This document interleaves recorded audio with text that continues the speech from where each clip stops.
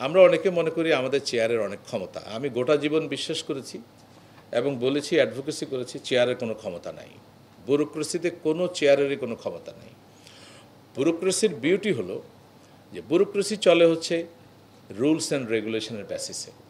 আমাদের supreme rule হচ্ছে আমাদের কনস্টিটিউশন, দেন আমাদের আইন, দেন আমাদের রুলস, আমাদের বিধি প্রবিধি, আমাদের সার্কুলার, আমাদের পরিপত্র।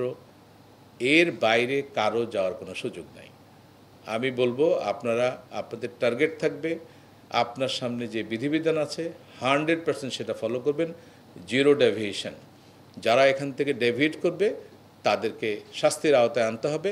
এবং এই কাজটা করার জন্য আমাদের কিন্তু ভালো অর্গানাইজেশন আছে, বিশেষ করে ট্যাক্সের একটা ইন্টেলিজেন্স কী বলে ইন্সপেকশন আছে। কিন্তু this is a very good internal organization, but unfortunately এটা ফাংশনিং না।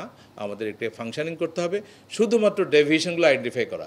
আপনি কোন জায়গায় আইন মানেন নাই, কোন জায়গায় বিধি মানেন নাই, কোন জায়গায় প্রবিধান মানেন নাই, কোন জায়গায় আপনি পরিপত্র মানেন নাই। ডিজাইন, এলিগেন্স, বিউটি, সেরা পণ্য সবার জন্য জেভিকো। এগুলো ধরে ধরে আপনাকে শাস্তির আওতায় আনতে হবে, জিরো ডেভিয়েশন।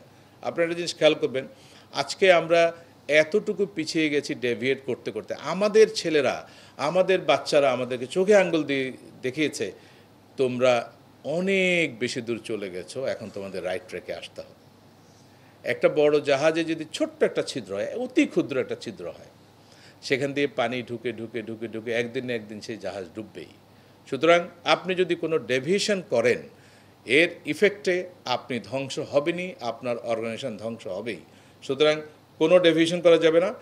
যদি কোনো কিছুতে রুল না থাকে, আমরা দ্রুততম সময়ে রুল মানব, রুল মেনে তারপরে সেই রুলটা আমরা ফলো করব। রুল যেখানে নাই সেখানে রুল বানাবো, যেখানে রুল আছে সেখানে 100% রুল ফলো করব। কোনো ডিসক্রিশন নাই আসলে কারণ, নাথিং, ডিসক্রিশনের কোনো সুযোগ নাই। আইনে সব কথা বলা থাকে না, সে কারণে কিছু কিছু বিষয় ডিসক্রিশন থাকে। আমাদের কাজ হচ্ছে, আমি দেখেছি পৃথিবীর ডেভেলপড কান্ট্রিগুলো মানে বিশাল বিশাল ভলিউম ডাইরেক্টিভ তৈরি করে। এই ডাইরেক্টিভগুলোর কাজ হলো তোমাকে যে ডিসক্রিপশন দেওয়া হয়েছে সেটা তুমি কীভাবে প্রয়োগ করবা তার ডিরেকশন, অর্থাৎ সেখানেও সে বাধা।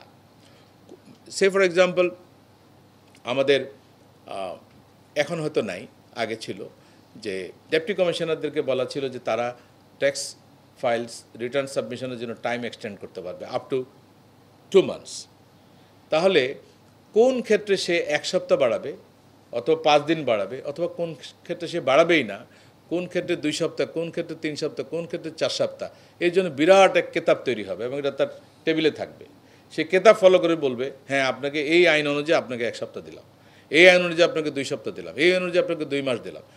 প্রত্যেকটা ডিসক্রিশনারি এ ধরনের কেতাব থাকার কথা যদি আমরা আইডিয়াল সিচুয়েশন চিন্তা করি, সেগুলো নাই। এই জন্য আমরা মনে করি আমাদের এত ক্ষমতা।